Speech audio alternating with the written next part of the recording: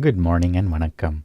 In this video, we're going to be reading from Dancing with Shiva, Hinduism's contemporary catechism written by Sadhguru Sivaya Subramania Swami, a richly illustrated sourcebook of Indian spirituality in question and answer form, exploring how to know the divine, honor all creation, and see God everywhere, in everyone. Today's lesson is lesson 58, and we'll begin by reading the caption to the facing image. Social dharma entails our national, societal, and occupational responsibilities. Here, the loyal subjects of a kindly king bring a portion of their grains, goods, and wealth to the palace. The monarch will use it to benefit his people and defend the realm. Lesson 58. What is the nature of social dharma?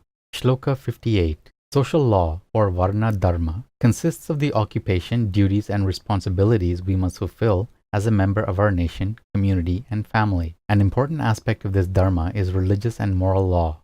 Om.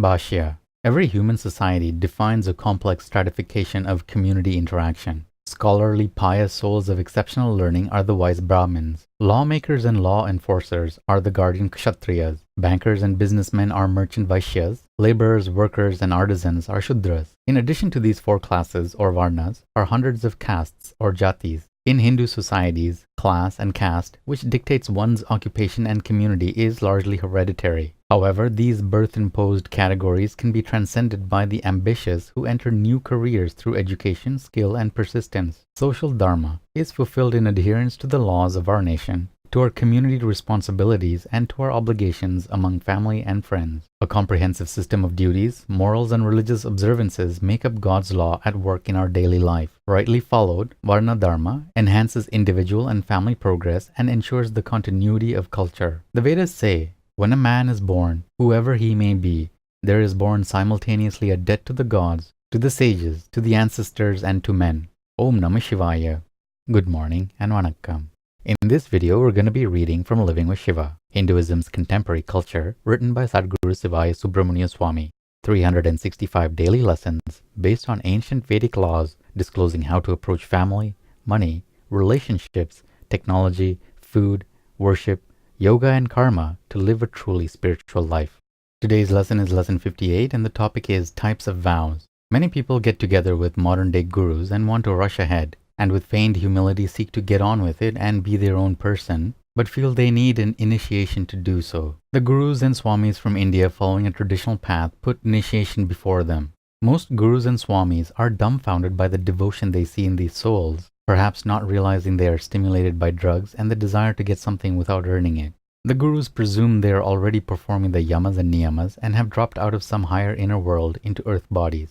So the initiations are given and vows are taken, but when the reaction to the action comes within the mind of the devotee, and the swami begins to teach on a different level to this chosen group, because after initiation a new form of teaching and dissemination of inner knowledge occurs, and since it was only the initiation that was sought for, and he or she does not believe in God and the gods, and is not even part of the Hindu religion, once the devotee feels the pressure of responsibility, he or she responds by leaving and even defaming the guru. Many people think that initiation is like a graduation, the end of study. This is not true. Initiation is the beginning of study, the beginning of sadhana, the beginning of learning. Therefore, think well before you become initiated, because your loyalty is expected, and you are expected to adhere to the teachings of the sampradaya, of the lineage into which you are initiated.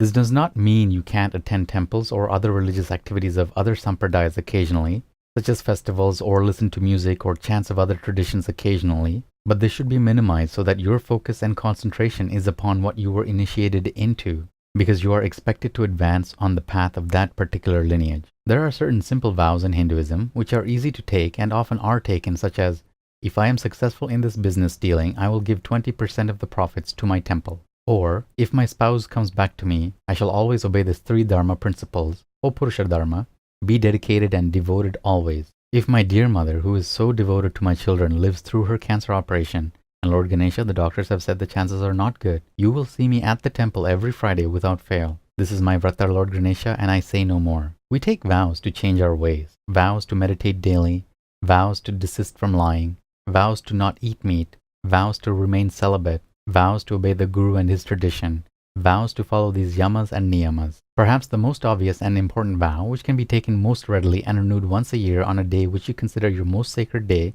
such as Shivaratri, Ganesha Chaturthi, Skanda Shashti, or Deepavali, is the yama and niyama vrata. These 20 restraints and practices are easy to memorize. Commit them to memory.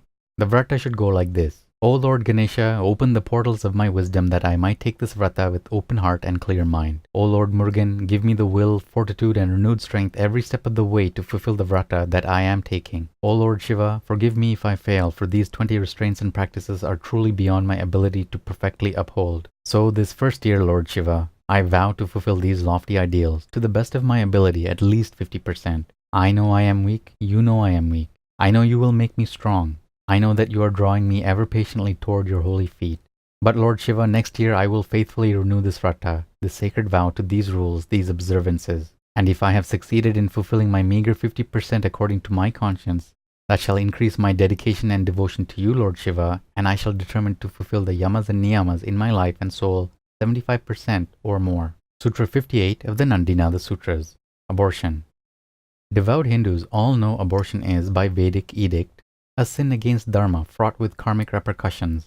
Scripture allows it only to prevent the mother's death, for it is a greater sin for a child to kill the mother. Om. Good morning and vanakkam.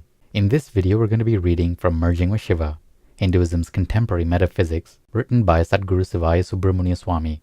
365 enlightenment lessons from a mystical master revealing the depths of Raja Yoga, the clear white light, the states of mind, and the ultimate spiritual destiny of every seeker. Today's lesson is lesson 58 and the topic is the subtlety within you. Everyone who functions in external and inner life lives in a slightly different area of the mind and consumes within his conscious and subconscious areas many thousands of concepts. No person is exactly the same as another in this respect. The self within knows nothing of this because it exists of itself. Wherever awareness flows through the totality of the mind, the self is always the same. When individual awareness turns inward, it is possible to contact the light radiations within the lotus of the heart. It then is possible to fully realize Satchidananda. It is useless to think about the self because it does not exist in the area of the mind where thoughts are. If you were to think about it, you would only become aware of concepts within the mind, and that would take you away from it. It is also useless to talk about the self, really, in your efforts to realize it, because when you do, again you take awareness deep into the conceptual area of the mind, which is further away from your real self-effulgent being.